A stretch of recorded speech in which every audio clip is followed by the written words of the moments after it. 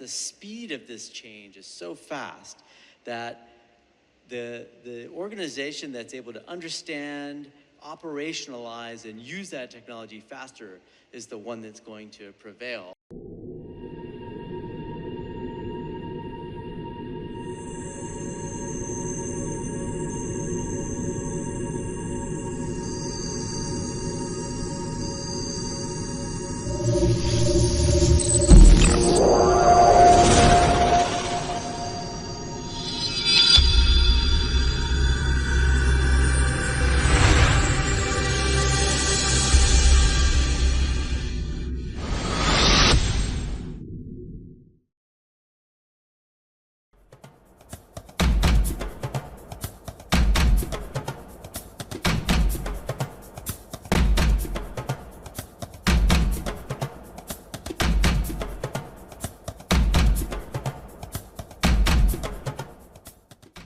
Moving into our next session is another realm of human technology, that spectrum of impacts, and that is in the realm of defense and military and army.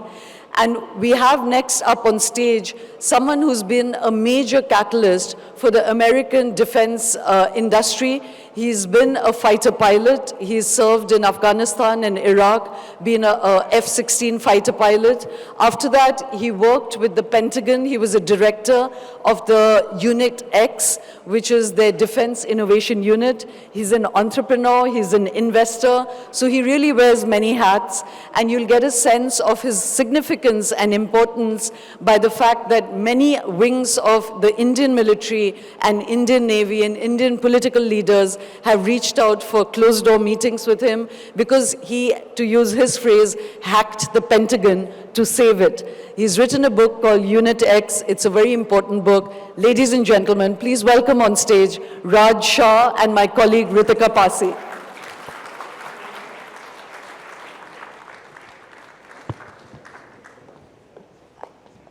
Thank you. I'm so glad you made it.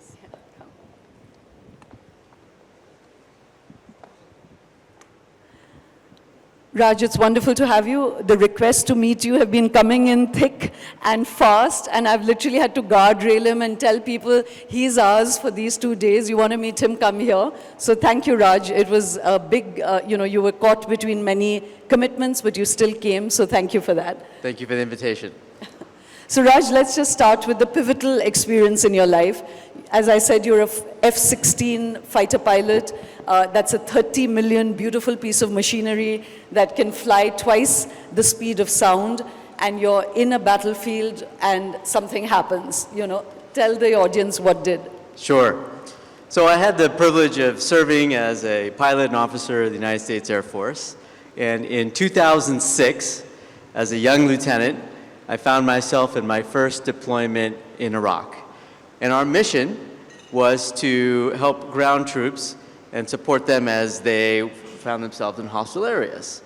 Will you just speak a little? The F-16 is a wonderful airplane, as she said, $30 million, very maneuverable, but didn't have a moving map GPS like you have in your car.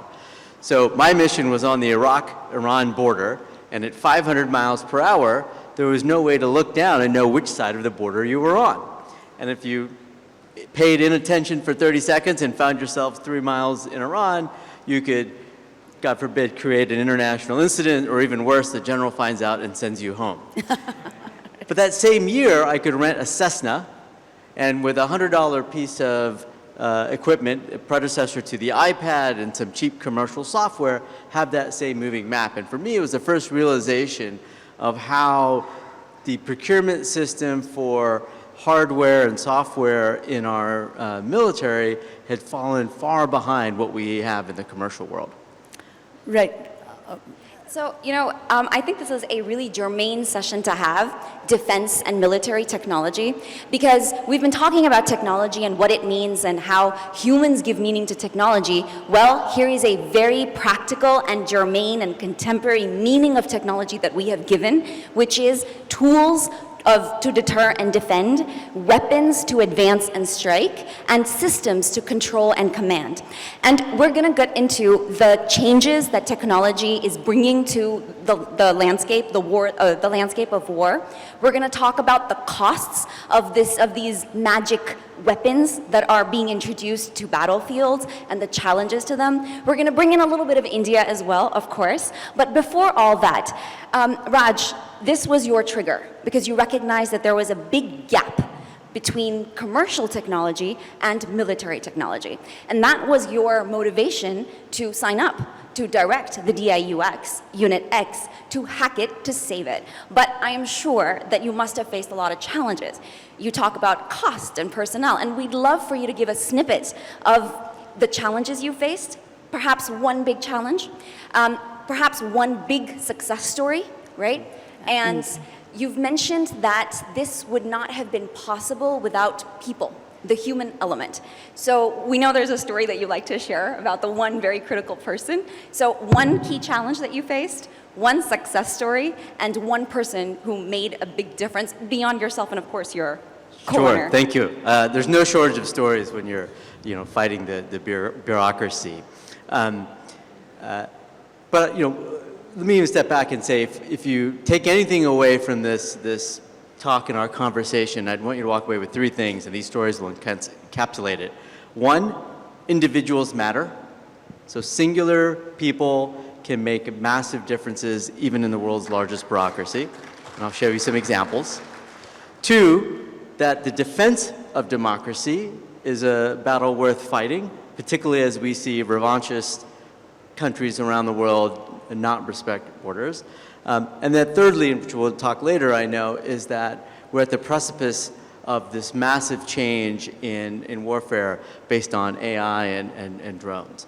But Ritika, to your point, I was recruited by then Secretary of Defense Ash Carter to help bridge the divide between Silicon Valley and the Pentagon. And he set up this new unit called the Defense Innovation Unit. And after much conversation, I agreed to lead it for the Secretary. I wanted to run it like a Valley startup, meaning we would be in stealth mode for 6 months, get some things done, and then talk about it. That's not how Secretary Carter rolled.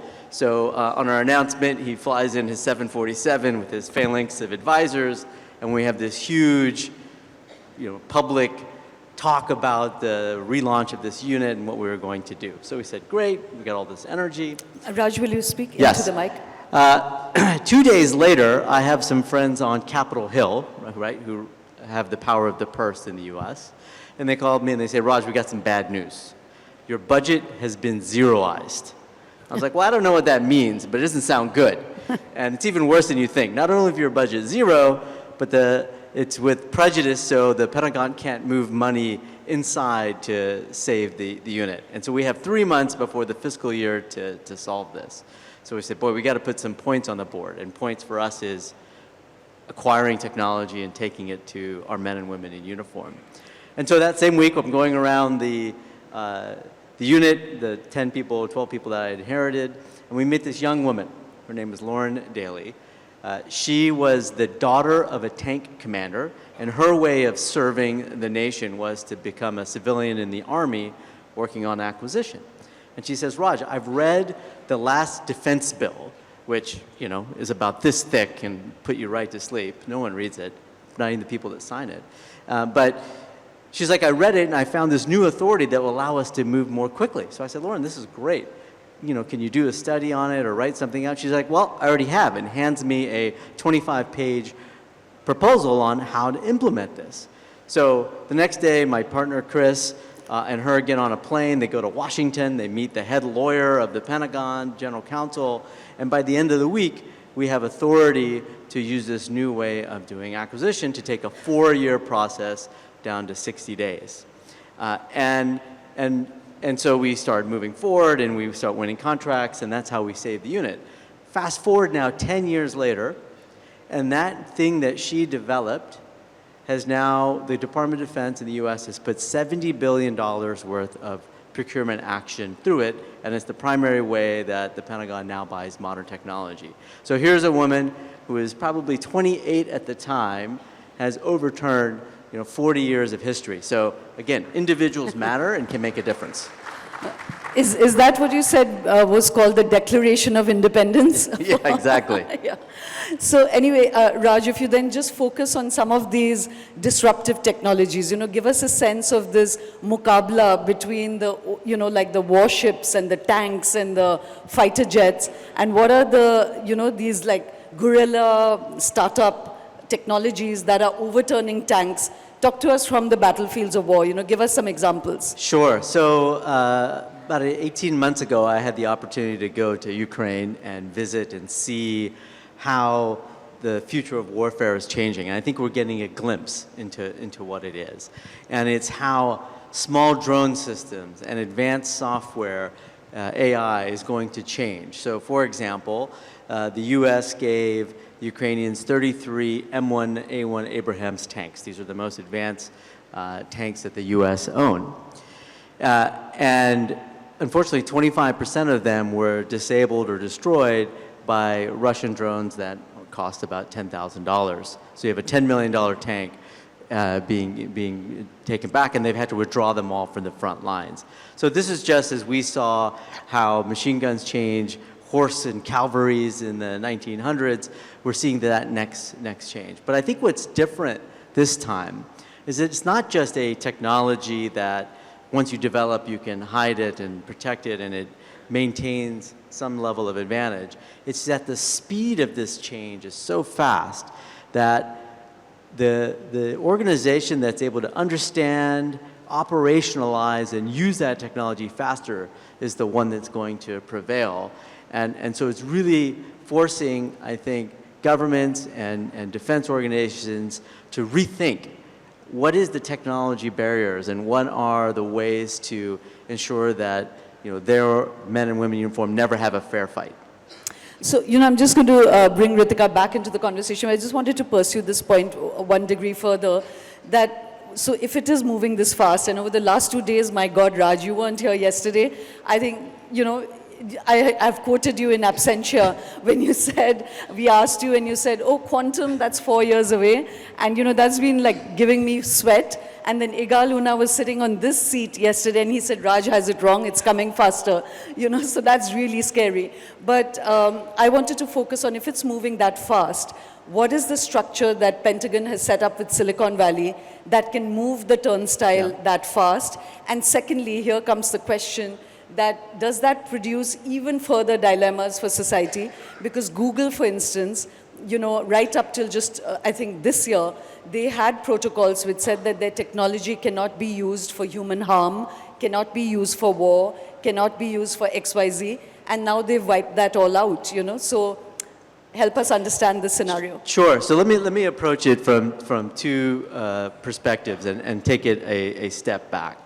So as we think about these rapid changes in technology and speed, how do you prevail? I don't think there's any one technology answer to it. And it really comes down to how do democracies win against autocracies? And I think they win by doubling down on capital market systems, which is free flow of talent and free flow of capital. And that innovation cycle is why I think countries like India and the United States and the UK will prevail and figure out what are these next technologies. And maybe it's quantum, and I could be wrong, and it's going to show up next year. And I hope so, that you'll see things like that.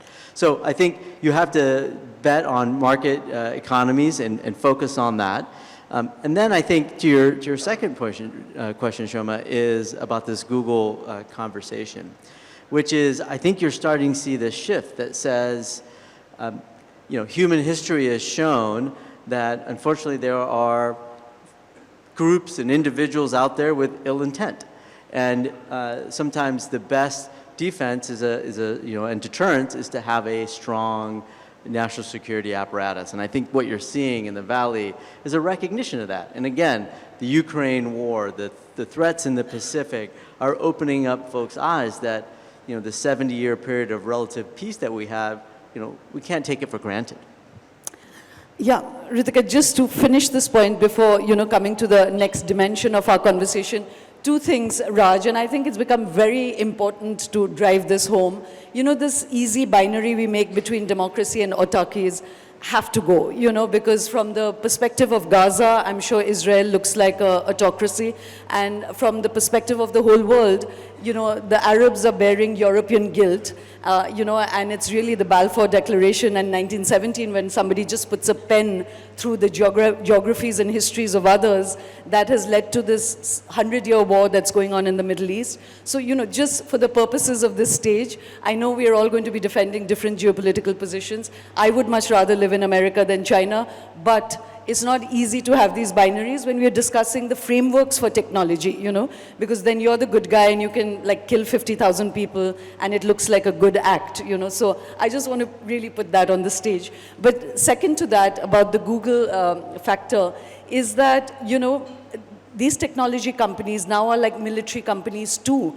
And it's again in your book that for Silicon Valley, the Pentagon and the entire defense budget of America is a rounding error, you know, because their playing field is $25 trillion. The budget of America's defense budget, the largest spending budget in the world, is $500 billion a year, more than the GDP of Saudi Arabia, and that's a rounding error, you know. So how do you sort of navigate that? Is it really Silicon Valley that's the new military? Well, I think you have to go back to, again, what is the sources of differentiation on the battlefield of the future, right? There's been a lot of talk about AI in this conference and what it can do for robotics and drones and even those biohacking things. But ultimately, what is at the core of AI? It is, you know, advanced processors and advanced software. And if you think about where are the best engineering minds that are building this type of technology, they're in Silicon Valley style companies, right? I say style because I view it as more of a mindset than a geography. And so if that's where they are versus traditional defense production organizations, then it's incumbent on governments to go and engage with these companies. And so I think that's what you're starting to see in this change, both the unit that I had the honor of leading and now multiple other ways, even here in India, you know, between IDEX and other type of efforts, you're seeing that. And so I think it's important that you have these scientists and engineers, you know, working to ensure, you know, better national security. You know, so the characteristics from, again, the conversation we've had so far, it is clear that there's a new mathematics of war that we're talking about, right? So you mentioned, again, $10,000 drones, $10 million tanks, and, you know, Ukraine has been fending off Russian attack, building 300 rupee bombs, right? So less than, you know, $10 worth of that's the cost. So we have this new mathematics of war. And then we have these new actors that are coming into play. And, you know, we mentioned Google AI, but there's some other examples as well. Palantir, for example, right? A big data analytics company. It was set up in the aftermath of 9/11 because they realized that the error had been an error in putting together data and analyzing it. It had been a data analysis issue. Then you've got Anduril. It is one of the most well-known examples of American defense technology companies, and they're in the autonomous weapons system, and they're really guiding that change for the US military. Then, of course, we have OpenAI, and they have recently just announced a partnership with Anduril, a startup, to use LLMs for military purposes. The fact that these new actors are coming into play and they're startups and their mindset is different than, you know, military mindset. You mentioned that speed is of essence, but this new nexus, whether it's with respect to maths or whether it's with respect to startups, raises a really key fundamental question. When we talk about, for example, when we talk about the military balance of power, it has often been traditionally understood that might is right. The US has been the biggest military superpower and it has commanded that right. Now we're talking about speed. So suddenly it's about faster finger wins. It's about the actors that are, you know, building faster and innovating faster. But then that carries risks with it. Because if the life cycles are so short, then doesn't that change, or doesn't that affect the rationale for technology, in the sense that technology then becomes a tool for ever-escalating conflict? So it is a new paradigm, right? And as they say, the enemy has a vote, right? And so if adversaries that wish to, do harm or not recognize Raj, will you just borders, speak into the mic? sure, Yeah. are using this technology, you need to respond. And so it's a different type of arms race. But it's nothing that is new. So I guess what I'm saying, if I look at the history of defense procurement, not just in the last 100 or 200 years, but millennia, there's always been this technology element. And I think what's changed today is just how fast it's going. And what's happened is that I would say a lot of Western democracies, their systems have been designed to build an aircraft carrier or a jet airplane or something that we're going to have for a long time. They haven't been designed for these new types of technologies and at the speed. And so new entrants could take advantage of that. So I think they have to adapt. And they have to change, and they have to begin to try new processes with new entrants as the ones that you've described, and new ways of thinking about risk, right? If you have 1,000 drones, they take off, and 10 of them crash on takeoff, maybe that's okay, but you don't want that in your fighter jet. So I think it's going to happen no matter what, and it's very important to stay ahead of the curve. But what's the end point if technology is ever evolving? Yeah. So let's back up. What is the point of national security? Yes. It is to deter conflict. Anybody that's actually served in combat knows how terrible it is, and we all want to avoid it. And I would hope that and wish that we could always deter conflict, but human history has shown that sometimes that's difficult for millennia. So to me, the purpose of having a very strong armed forces is that you never have to use it. You just train, and you're so overwhelming that you prevent bad from happening. And so that's the ultimate goal. Raj, if I was just to shift the dimension for a moment and come back to the actual technologies, and it's like entering the realm of the whale now, Let's set aside all moral frameworks, all Sure. social frameworks. They are genuine issues, and like you said, every country's army must be strong enough to defend their own citizens. So what is the kind of innovations that, I came back to asking that framework, that now what is that corridor between Pentagon and Silicon Valley?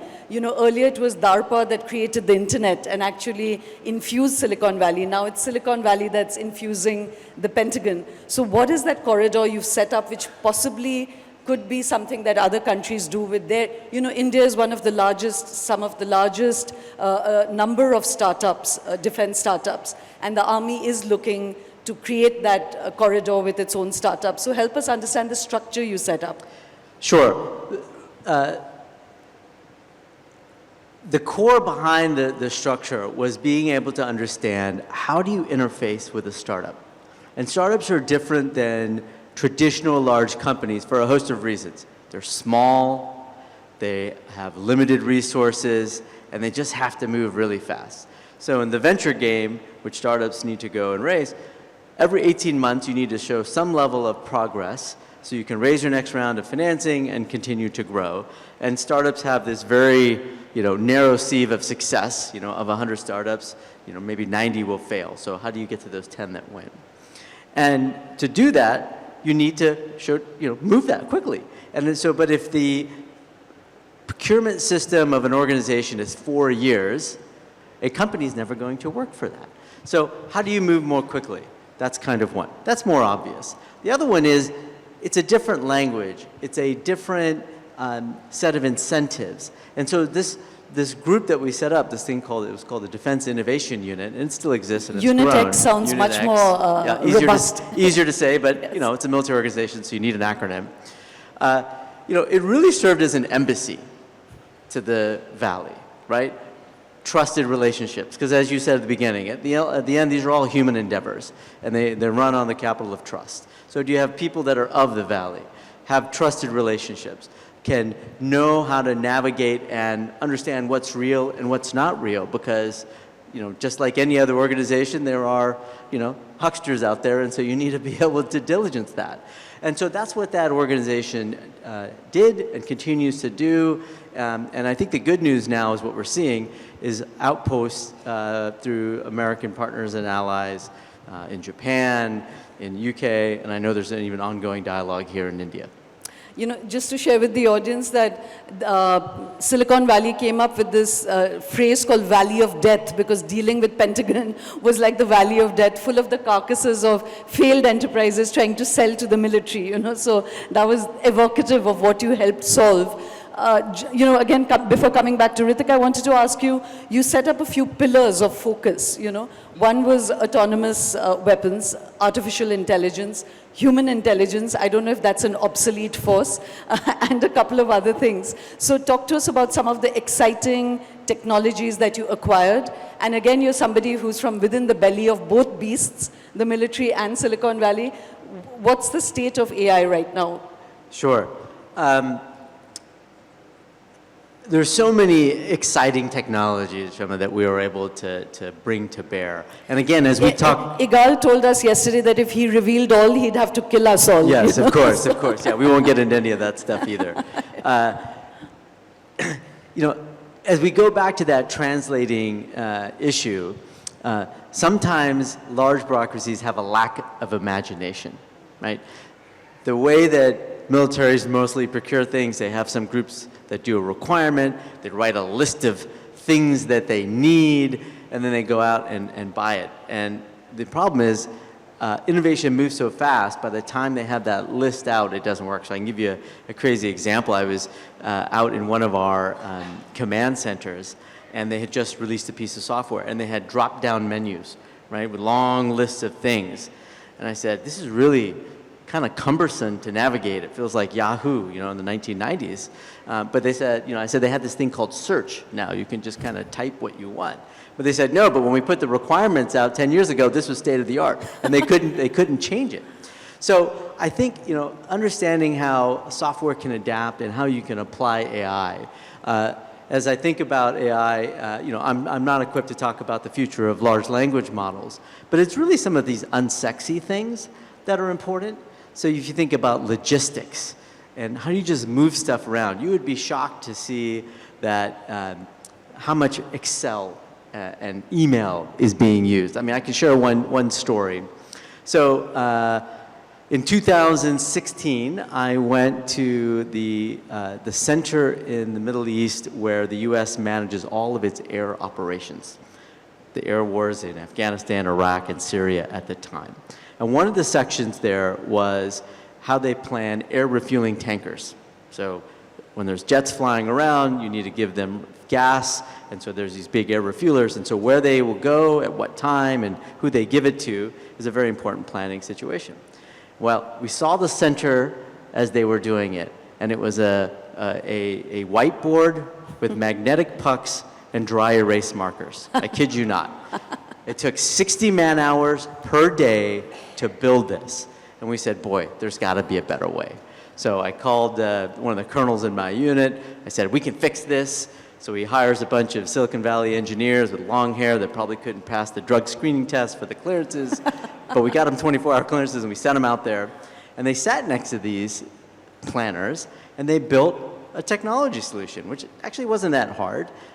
You know, it took them about 6 weeks. It's basically a traveling salesman problem. And they were able to replace this whiteboard. Well, they discovered a couple things. One,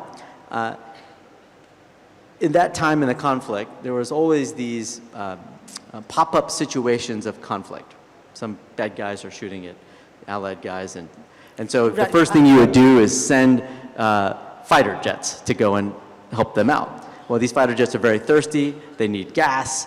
But because the plan took 60 hours to redo, you couldn't reform it. So they had air refueling tankers on standby all over the Middle East, and they would scramble them like you see on TV, right? People run to the jet, they take off. What we discovered now, because this system could build the plan in just a couple of minutes, you could just reflow the plan. It was saving 3 tanker scrambles per day because of this new system. Each scramble cost taxpayers about $250,000, not including the wear and tear on the pilots and the airplanes. And the whole tool that we had built, I don't know, cost like $2 million. So the thing paid for itself in a week. So lesson 1, software can do magical things. 2, let's talk about the bureaucracy. So we built this system, great. We think, you know, it's not changing the world, but it's, you know, important. And the group in the military and the Air Force that was charged with the software said, hey, thanks, this is awesome. We're going to take it under advisement. We have a 10-year program. It's only 2 more years and we'll get the first release out. So why don't you take your toy back because you didn't go through all the certifications, and we'll do it. The commander at the time, the general, basically said, no way. I'm using this in combat until you guys come up with something. We're going to keep it going. So he kept it going. Fast forward 3 weeks later, one of the lions of the Senate, Senator John McCain, one of his staffers comes through.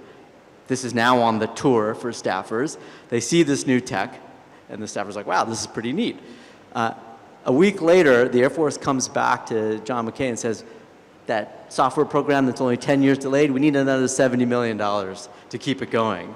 And McCain, to his credit, said no, and canceled the program, and said, you're going to use this new technology, and you're going to use their methodology, and it ultimately ended up being the source of the first software factory in the Department of Defense, where actual military members with coding backgrounds were valued and built this out. So again, this one colonel that helped ran it as an individual changed how we develop software.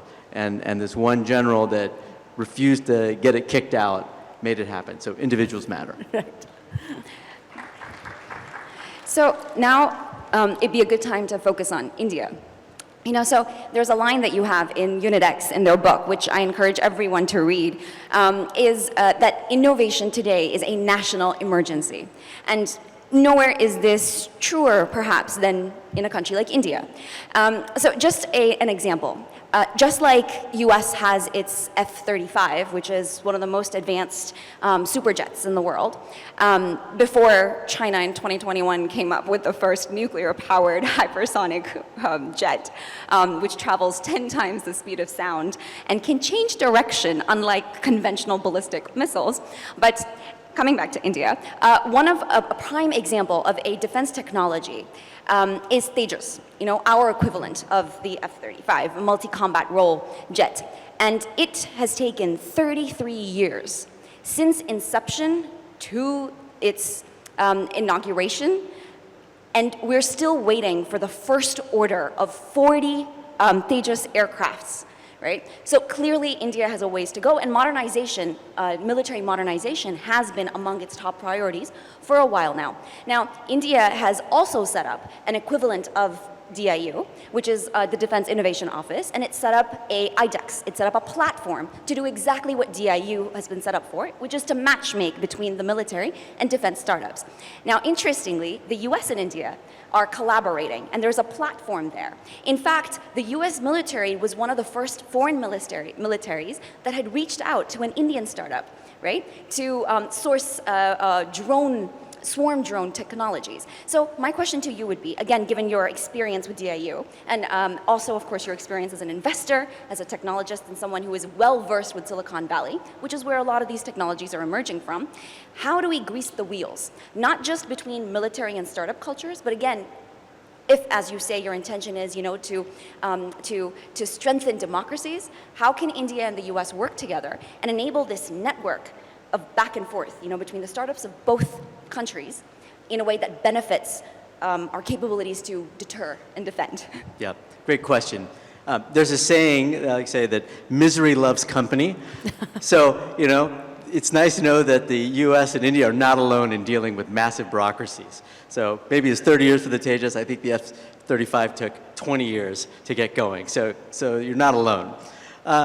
Look, I think what makes democracies work and on the international scene is to have friends, right? It's important to have allies and partners, and democracies are natural friends. Can everybody hear him? Yeah. Sorry. So it's good to have natural friends, and so I think there is, as we think about the Quad and other types of alliances, ways for technology transfer, for ways for co-development. And I think there was just a very successful visit by our new president and the prime minister here to talk about some of these issues. And so I'm optimistic that from that will come technology sharing opportunities for ways to cut through red tape, right? Because there's a lot of red tape that prevents some of this stuff from happening. In fact, it's not just talent and bureaucracies. It's even more literal than that because technologies, as I think we've now understood, it's a supply chain.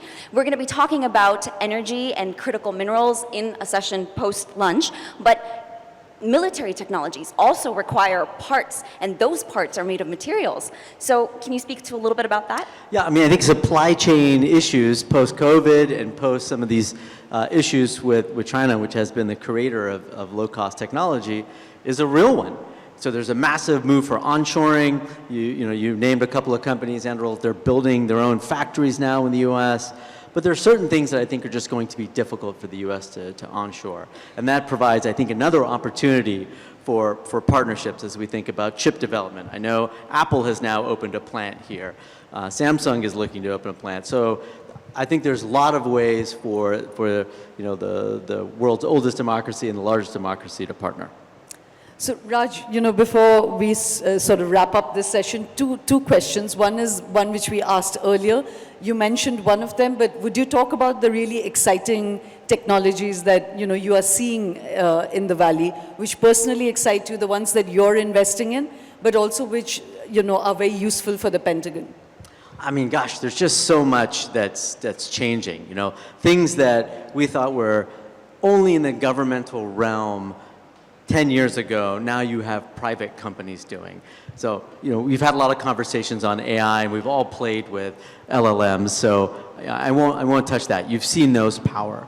But there's a lot of other things. If we think about the new space, economy and what both folks like SpaceX have done to lower the cost of launch by tenfold and another tenfold when Starship flies, right now with Starlink, it's easier for you to put a Starlink terminal up and get high-speed broadband than to try to run fiber anywhere. It's amazing. And there's a whole ecosystem now coming of that, of smaller satellites that can do Earth observation at low cost. We're invested in a company that does 10-centimeter pictures from space that's now commercially available.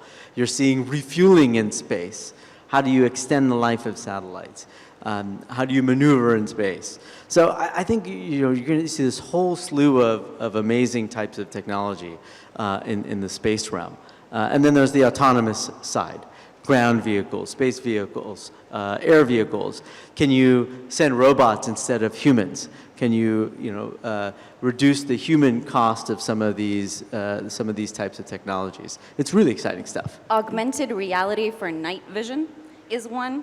I think there was another technology that was mentioned, which is an earpiece that conducts through bone in high noise environments. So clearly not just AI and not just autonomous weapons. Yes, lots of hardware stuff. Yeah. So Raj, tell us, it's a hall now less full of entrepreneurs. Some have gone out for lunch, I just noticed. So we'll wrap quickly. Which are the ones you're personally investing in? So we're focused, we're early stage investors. So 2 people and a dog, maybe they don't even have the dog yet, right? So very, very early companies. 4 core technology areas: AI, cybersecurity, space, and then robotics and autonomy. And we love to partner with great founders. It's just so exciting to see a group of high energy individuals with a big vision and just going for it. And we like to be there to support them, not just with money, but we've been in their shoes, moral support, introductions, and of course, how to navigate large governments. Just final question, India's had a big dilemma. The Indian Army wants to renovate and become more technologically up to date, but we are also the largest standing army on the planet, And so there's this huge sort of argument going on between the value of human soldiers and all this technology. And obviously there's a cost payoff. And a lot of generals are saying, as happened with Israel, and Igal said that you can have all the technology in the world and there'll still be failure. So, and then in actual battlefield, you need the passion, the pride, the nationalism of soldiers to really keep you safe. So, the Indian government came up with the Agniveer program, but there's been a lot of to and fro about it. What's your instinct on it? You may not know the details, but as a soldier, entrepreneur, and working with government, what's your take on that? Yeah, I don't think it's an either or. I don't think we're going to have an army of robot drones, right? There's this concept called the fog of war. The right? fog of war. Fog of war, right? When you're in battle, you don't have perfect information. You don't know what's happening. The enemy has a vote. It's high stress. And so this is where humans matter, individuals matter, right? All this technology is just a tool. And so you need well-trained, well-motivated, soldiers that are doing it for the right reasons and know how to make those balances. And look, it's again, war is a terrible thing, and you're making life and death decisions. I think ultimately those are human decisions. Thank you very, very much, Raj. There's going to be a whole slew of people wanting to meet you. Thank you very much for joining us today. Thanks for the opportunity, Shoma, Ritika. Thank you.